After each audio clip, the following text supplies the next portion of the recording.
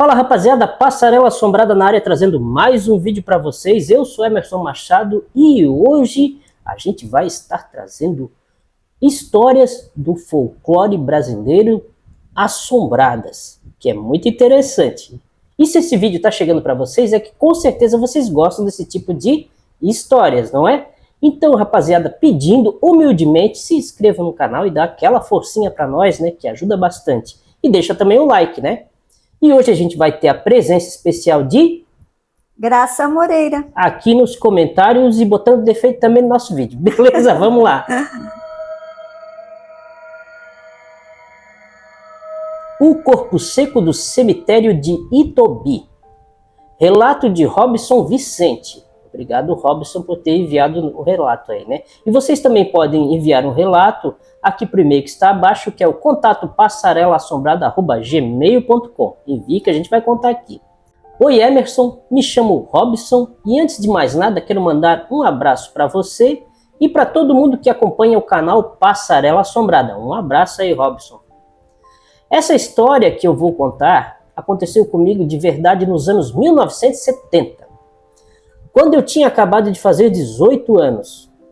Naquele tempo eu morava em São Paulo capital, mas a minha avó vivia numa cidadezinha pacata chamada Itobi. Ali perto de São José do Rio Pardo, era uma cidade de ruas de terra batida, postes baixos e casas antigas, com aquelas janelas de madeira e aquelas tramelas que rangiam até com o vento. Aquelas tramelas eram tipo de um suporte assim que fechava, deixava a janela trancar, né? No interior tinha muito disso, né? As janelas, as casas eram assim, né? Isso. Com tramela, eu lembro. Da minha avó era assim também. Minha avó morava numa casinha simples, mas o que chamava mais atenção era o cemitério municipal bem em frente à casa dela. A varanda dava direto para a cerca de arame enferrujado que separava o quintal dos túmulos. Era logo ali, então, no ladinho, né? Em frente, né? À noite, o silêncio ali era tão profundo que dava para ouvir o vento passando entre as cruzes e as árvores do Campo Santo. Minha avó sempre dizia que aquele lugar não era tranquilo como parecia. Ela afirmava que quase todas as noites algo vinha do cemitério para perturbar o sossego da casa. E uma coisa meio, né? Vamos ver o que acontece, né? Ela chamava essa coisa de corpo seco, uma entidade amaldiçoada, segundo o povo antigo, de alguém tão mal em vida que nem a terra quis aceitar o corpo. Eu, jovem e cheio de descrença, ria das histórias e dizia que aquilo era conversa de gente velha. Certa vez, brincando, falei para minha avó: então tá, avó, eu vou dormir aqui uma noite e vou botar essa assombração para correr. Ela me olhou, suspirou fundo e respondeu: toma cuidado, meu filho, que o corpo seco não gosta de zombaria. Olha só. Então cheguei numa sexta-feira, quando o sol já se escondia nas colinas. O céu ficou laranja, depois ficou roxo e a noite chegou. O rádio tocava baixinho e a casa cheirava a café torrado, sabe? Cheiro de casa de vó, com certeza. Minha avó dormiu cedo, como sempre fazia. Fiquei vendo televisão de tubo preto e branco até a imagem sumir em chuviscos. Depois apaguei tudo e me deitei numa cama de campanha improvisada para eu dormir. Vocês sabem aquela cama de campanha? Não sei se vocês conhecem, que ela é meio cruzadinha assim, tem uma redinha para descanso. É uma cama meio improvisada, ela, né? Abre e fecha, né? Isso. Para quem não conhece, pesquisa aí para ver como é que é. Muita gente usava isso aí no interior, né? A sala era pequena e a janela dava direto para o cemitério. Só havia uma tramela de madeira simples segurando a janela. Bom, a tramela, né? E uma luz fraca que escapava do quarto da minha avó. Por volta das 11 da noite, o silêncio ficou pesado demais. Então ouvi passos, primeiro longe, depois muito perto. Eram lentos, arrastados, como alguém ferido caminhando. Pensei que era um cachorro, mas os passos eram pesados demais. De repente o vento cessou por completo, a tramela começou a girar sozinha, devagar. Eu vi a janela abrir com um estalo seco. O ar frio da noite entrou pela janela e algo caiu no chão como um baque surdo. Caramba, dá até para imaginar como é que era a cena, né? Que medo! É. O que quer que fosse entrou pela janela. Ouvi um grunhido baixo, rouco, como algo sem garganta. O assoalho rangia conforme a coisa se movia pela sala.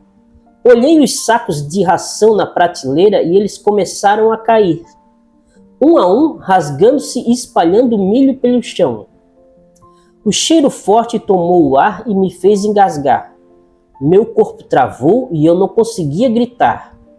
Senti algo se aproximando da cama e o arrastar ficou logo abaixo de mim. Caramba, procurou ele, né? Me enfiei debaixo do cobertor, tremendo inteiro. O cobertor era curto e eu me encolhi como uma criança, curtinho, né? O chão vibrava como se algo rastejasse embaixo da cama. Ouvi unhas raspando na madeira velha. A respiração era lenta, pesada, quase humana. Um cheiro de terra podre invadiu meu nariz. A coisa ficou parada exatamente debaixo de mim. Ficou ali respirando como se soubesse que eu estava acordado. E eu senti que estava sendo observado. Cara, nessa hora eu não sei se eu ficava ali, eu saía correndo porta fora. Parecia um animal, né? Pois Pela descrição. É. Depois de uma eternidade, o som começou a se afastar. Cara, qualquer segundo nessa situação parece mesmo uma eternidade, né? Quando criei coragem, gritei chamando minha avó. Ela acendeu a luz e a casa inteira ficou clara demais. Corri para o quarto dela, pálido e sem voz. Voltamos à sala e a janela estava aberta, mas tudo parecia normal. Nem um saco caído, nem um milho no chão, nada fora do lugar. Era como se nada tivesse acontecido. Minha avó apenas me olhou com uma calma assustadora e disse que o corpo seco tinha vindo me conhecer. Cara, era como se fosse assim uma alucinação, né? Não dormi mais naquela noite. Às 3 da manhã, ouvi um uivo que não era de animal. Pelas frestas da janela, vi entre os túmulos uma forma magra se movendo. Tinha braços longos e olhos vermelhos como brasas. A criatura olhou para a casa por alguns segundos. Depois se arrastou entre os jazigos e desapareceu. Eu senti que aquilo me observava desde sempre. Minha avó veio com o terço e começou a rezar. Contou que um homem cruel morava ali anos antes. Ele batia nos filhos e roubava até dos mortos. Caramba, acho então que ele roubava no cemitério até, era isso? Roubava isso, cruz, roubava os mortos, né? É, devia ser. O povo dizia que o cadáver não apodrecia e nem afundava, porque na areia, depois de enterrado, né? É que antigamente eles enterravam na areia, né, Emerson? Não tinha o túmulo como sim. Era direto na areia. É, então deve ser isso, né? Então nasceu a lenda do corpo seco, condenado a vagar. Na manhã seguinte, o sol parecia pesado e doente. Trancamos a janela, mas eu sabia que não adiantaria e fui embora sentindo que algo tinha me seguido com os olhos. Então nunca mais dormi naquela casa. Meses depois, minha avó disse que os barulhos continuavam às vezes. Hoje a casa está vazia, abandonada, diante do cemitério. Eu acho que a avó dele faleceu, né? Deve provavelmente, isso, né? Ela morava sozinha, né? Então deve ser isso. Eu ainda lembro do som embaixo da cama e da tramela girando sozinha. E daqueles olhos vermelhos me encarando na madrugada. Entrei naquela casa achando que era só folclore. Saí acreditando que algumas lendas respiram. E se você ouvir passos perto de um cemitério, reze e não olhe para trás. Então, Emerson, esse é o meu relato e espero que gostem.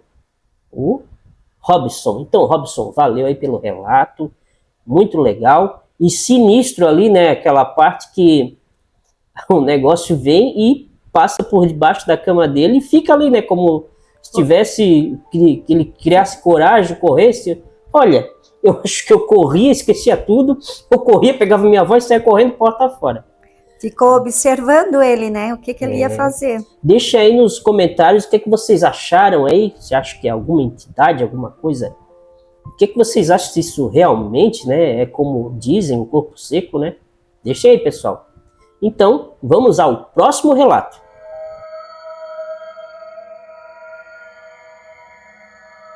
O avistamento do Boitatá. Olá, Emerson, um abraço para você e para todo mundo do Passarela Assombrada. Meu nome é Carlos Ferreira, sou eletricista autônomo. O que vou contar aconteceu comigo no ano de 2002, no oeste de Santa Catarina. Um abraço para você, Carlos, obrigado aí pelo relato. Então vamos a ele. Naquela época eu fazia serviços freelancer em cidades pequenas da região. Fui chamado para um reparo numa estação de tratamento de água, coisa que eu também trabalho. Legal, uma ETA então. Ela ficava dentro da terra indígena Chapecó, no município de Ipuaçu. Era uma área isolada, cercada por mata fechada e poucas casas. O lugar tinha um silêncio estranho, pesado. Desde que cheguei, senti que ali não era um lugar comum. Eu morava em Xanxerê. Xanxerê é difícil de pronunciar também, né? É com 2x. Eu morava em Xanxerê e tinha um carro, e não tinha carro naquela época. Precisei pegar 2 ônibus para chegar até a reserva indígena. O segundo ônibus seguia por uma estrada de chão batido. Passava por lavouras de milho, pinheiros altos e sítios isolados. A viagem durou mais de 1 hora. Quando desci, perguntei ao cobrador sobre o último ônibus. E ele disse que não haveria retorno naquele dia. Isso significava que eu teria que passar a noite ali. Naquele instante, um aperto tomou meu peito. Ou seja, ele tinha que ficar lá, né? Na reserva indígena, teria que pernoitar lá. Segui a pé até a aldeia carregando minha mochila de ferramentas. Um cachorro grande veio correndo na minha direção. Pensei que seria atacado por ele, mas ele apenas me cheirou e logo saiu fora. Logo surgiu um agricultor que o chamou de volta. Ele me conduziu até o cacique da aldeia. Expliquei o motivo da visita e o serviço que faria. O cacique falava português com dificuldade, mas foi cordial. Ele me ouviu com atenção e assentiu com a cabeça. O olhar dele, porém, parecia preocupado. A estação de tratamento ficava afastada, cercada por árvores altas. O som constante de grilos e insetos dominava o ambiente. O cacique me mostrou os refletores queimados e os fios soltos. Comentei que talvez precisasse dormir ali por falta de transporte. Ele permitiu, mas fez um aviso sério. Disse para eu não sair à noite de forma alguma. Falou sobre luzes que aparecem na mata. Chamou aquilo de boitatá, um espírito antigo. Confesso que ri achando que era superstição. Olha, vai vendo, né? Então passei o dia inteiro trabalhando, trocando cabos e refletores, e no fim da tarde fui até uma venda distante comprar comida. O sol se punha atrás das colinas, deixando o céu avermelhado. Comprei um pão caseiro e uma garrafa pequena de vinho. Voltei apressado, pois a noite chegava rápido. A mata escurecia e os sons ficavam mais intensos. Ao chegar, encostei a porta de madeira da casinha. Estendi o cobertor no chão e improvisei uma cama. Tudo parecia tranquilo demais. Por enquanto.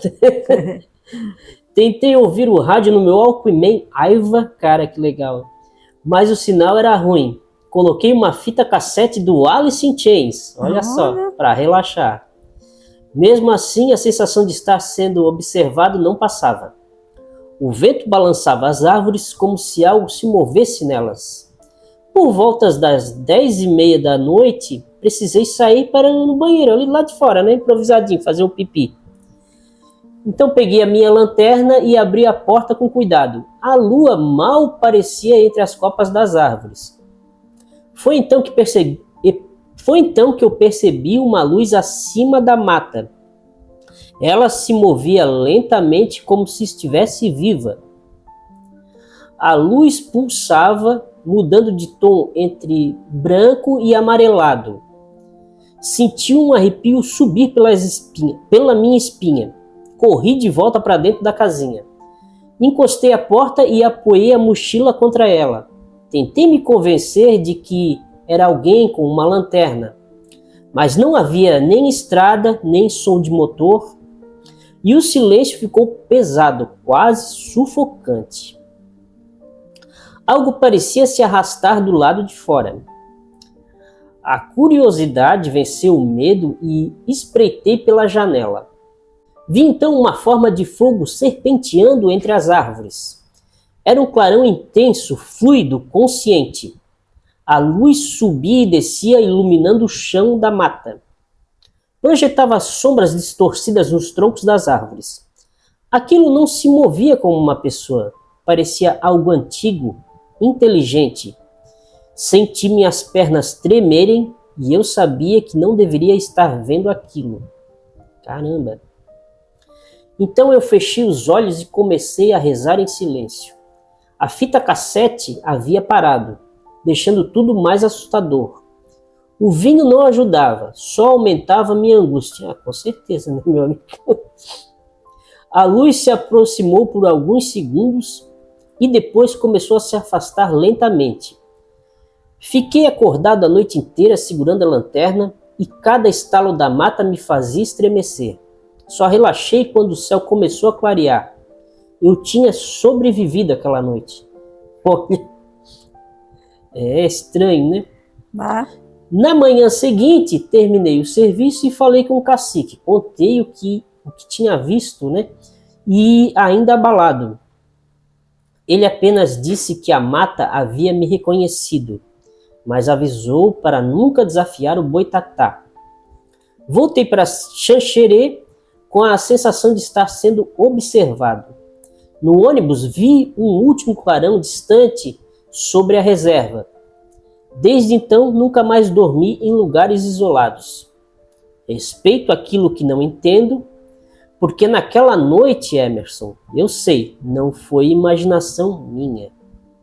Obrigado por compartilhar a minha história, Carlos Ferreira. Obrigado aí, Carlos. Obrigadão pela história mesmo. Muito legal. E o que é que tu achou?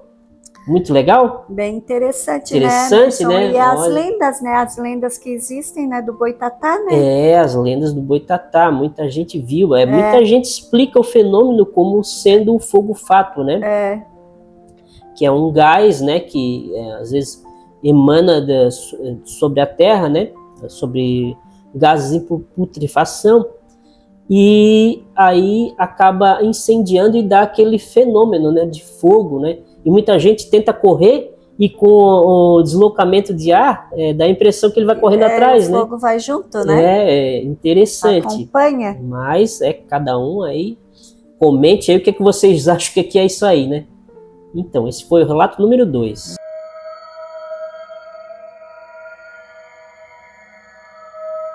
O que eu vi naquela madrugada?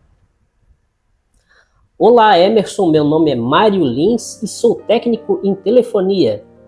E o que eu vou relatar aconteceu comigo em 2003 em Olinda, Pernambuco. Chegou longe, hein? Sim, sim. Estamos longe, em Olinda. Na época eu trabalhava com manutenção de cabos telefônicos. Atendia muitos chamados noturnos na região do Varadouro, especialmente perto da Avenida Presidente Kennedy.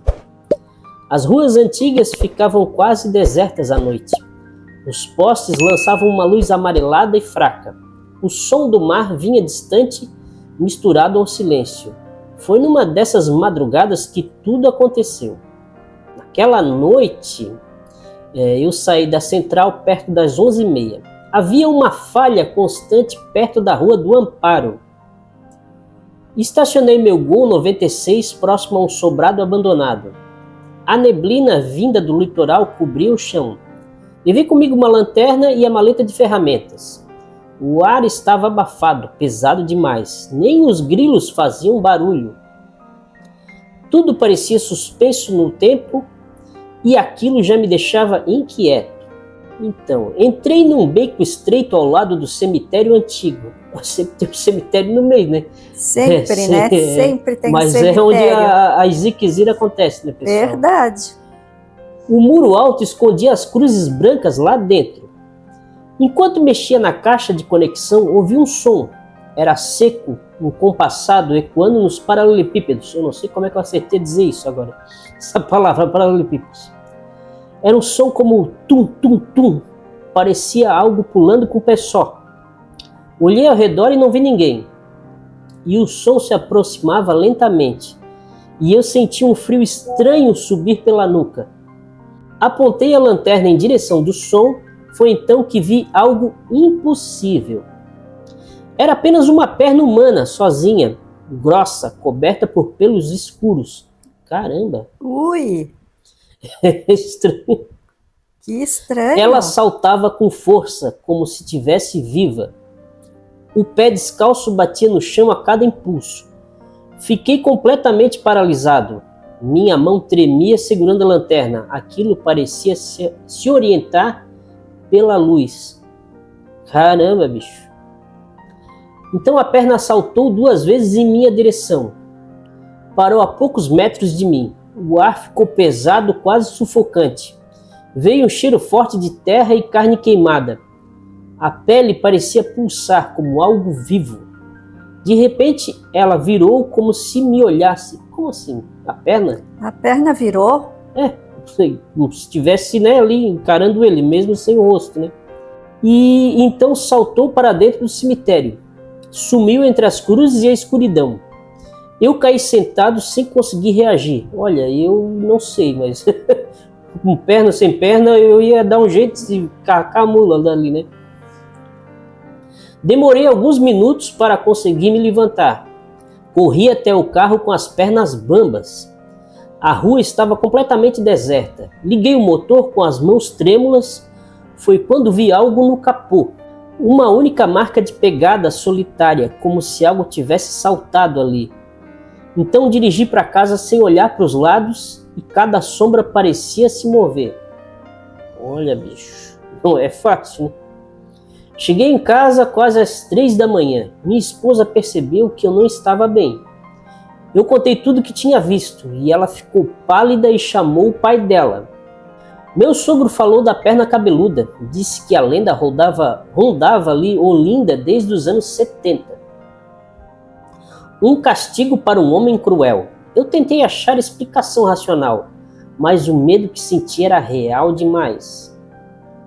No trabalho, meus colegas riram do relato. Imagina, né? Disseram que devia ser um cachorro ou um mendigo. Um deles, o Cláudio, fez piada, mas a marca no carro não saía, a marca no capô ali, né? Mesmo lavando, o formato permanecia. Durante semanas tive pesadelos e o som dos pulos ecoava na minha cabeça. Eu acordava suando, com o coração disparado. Evitei aquela região o máximo que pude. Cara, eu não voltava lá nem que me pagasse o dobro ou o triplo, não voltava. Meses depois ouvi relatos parecidos em Casa Caiada, um outro lugar ali, né? Um motoboy teria visto algo pulando na madrugada. O som era o mesmo, seco e ritmado. Isso confirmou que não foi minha imaginação. Passei a sentir desconforto nas ruas antigas. Às vezes, parecia que alguém me seguia. Meus passos ecoavam em dobro, o silêncio ficava ainda mais pesado e o frio surgia sem explicação. Porque lá é um lugar quente, né? É bem quente. É um lugar quente. Olinda, né? Pernambuco. Envio esse relato para você, Emerson, e para todos do Passarela Assombrada. Muito obrigado. Não conto isso como lenda, mas como vivência. Sei o que vi naquela madrugada. Aquilo tinha presença, intenção e consciência. Desde então não trabalho mais à noite. Não é medo, é respeito. Mário Lins. Então, obrigado, Mário. Poxa, achei bem interessante também, né? Essa história E eu nunca tinha ouvido assim. Eu também, nunca tinha ouvido falar numa história dessa, numa perna cabeluda. Para vocês verem que tem bastante coisa assim, né, no folclore brasileiro que chama bem atenção, né? E é diferente, às vezes, para cada região, Cada né? região tem as suas lendas, né? Isso, tem as suas histórias, as suas crenças. Né? São entidades que talvez, né, possam se manifestar diferente para cada região, né? Mas achei bem interessante. Todas essas histórias aí bem legais. E você que não enviou ainda o seu relato, pode estar enviando o seu relato aqui no e-mail que está aqui, aqui embaixo na telinha, que é o contato passarelassombrada@gmail.com. Pessoal, e não esquece de deixar o like, né? Vai ter mais histórias aí, mais outros temas, né? E olha aqui, ó, camiseta do canal, olha aí. Eu vou sortear mais uma para vocês, hoje é a surpresinha de hoje, né? E como é que faz para participar do sorteio? Só deixa aí nos comentários o seu nome, né? E a gente vai juntar todos os nomes e vai sortear mais uma camiseta aí para vocês, beleza? Vamos lançar o Passarela aí rumo ao além, as histórias assombradas. Então, pessoal, a gente vai ficando por aqui. Um abraço a todos e a gente volta aí no próximo vídeo com mais histórias assombradas. E fui!